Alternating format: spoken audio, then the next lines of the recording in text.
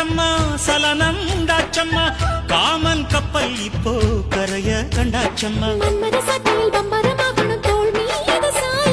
அத்தையின் மகளை குத்தகை எடுத்து கண்ணாலே மேயவா அடாட பஞ்சும் நீரும் பற்றி கொண்டது எப்படி இருந்தது மஜா மஜாதான் எப்படி இருந்தது அடடா மஜா மஜாதான் முதலில் என்னை தொட்ட போது எப்படி இருந்தது அப்பப்பா மஜா மஜாதான் முதல் முத்தம் தந்த போது எப்படி இருந்தது அடடா மஜா மஜாதான் இடது கண்ணு துடிக்க நீ இடைய பார்த்த போது